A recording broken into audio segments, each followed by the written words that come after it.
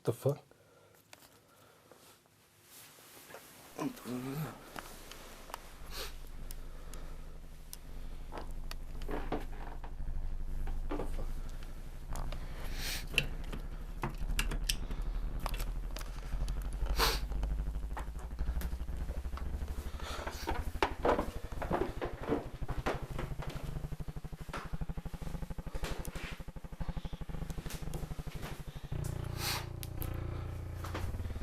Joe. Joe. What the fuck? Hey, Joe. Whoa. What the fuck? What the fuck? What the fuck? What the fuck? Holy shit. What the fuck? What the fuck? Joe. What are you doing? Huh? What are you doing? Bedtime, man. Okay. Hey Joe. What's your favourite bedtime story from when you were little? Probably anything by Ned Blyton. Who's that? No, Ask me. What was your favourite story from when you... What the fuck, man? What the fuck, dude?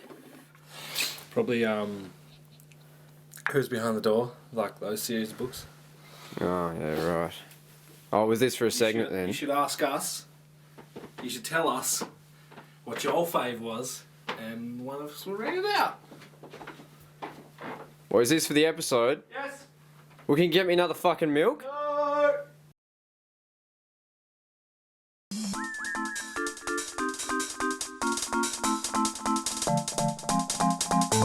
It's getting close now, so make sure you check every 5 minutes just in case you miss out.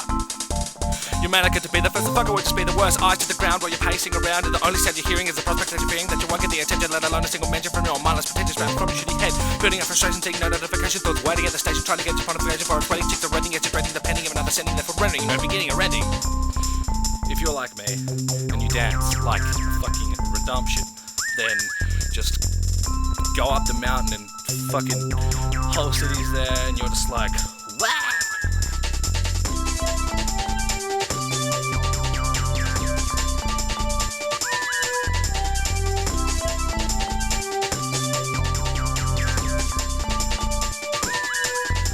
It's getting closer now, so make sure you check every 30 seconds just in case you miss out.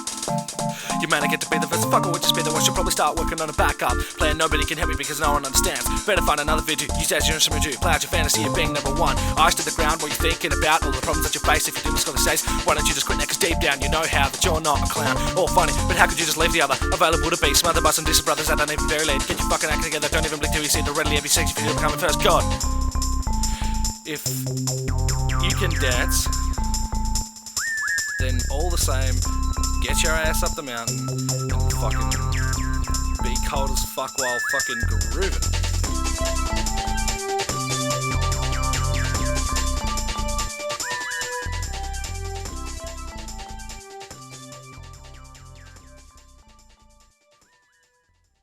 G'day boys and girls. Tonight we've got a story for you, so without further ado we're going to jump right in. A Bullshit Book for Bedtime, Chapter 1. Once upon a bedtime, 3 gentle boys set off on a grand adventure, but unfortunately one fell ill with a sickness and died immediately, leaving Nihiko and Jobim alone in their quest. Unfaltering in their determination, Nick and Joe put on their woolliest of socks and set foot out the door as the moon cast upon them its watchful gaze. "Where shall we go?" said Nihiko. I'm not sure. Perhaps that way," Jobim said, pointing in a specific direction that is entirely irrelevant to the progression of this story. So they went forth, hand in hand, trudging along the treacherous moors towards the furious mountain of the east.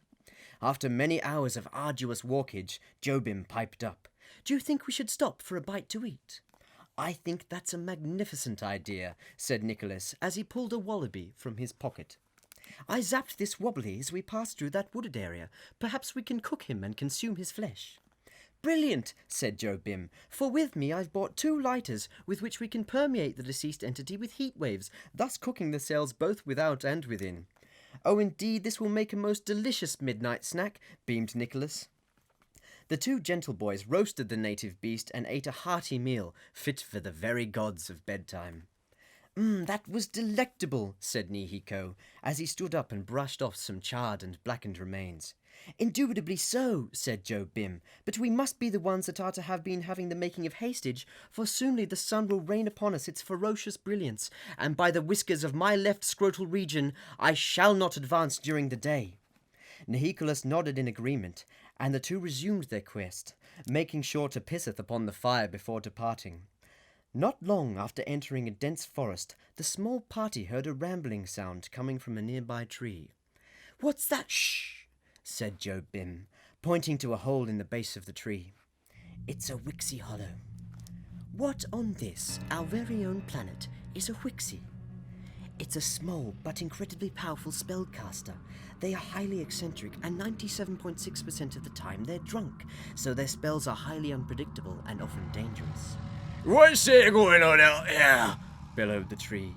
Suddenly, a crackle of lightning shot down before the boys, and they quickly dove behind a fallen tree.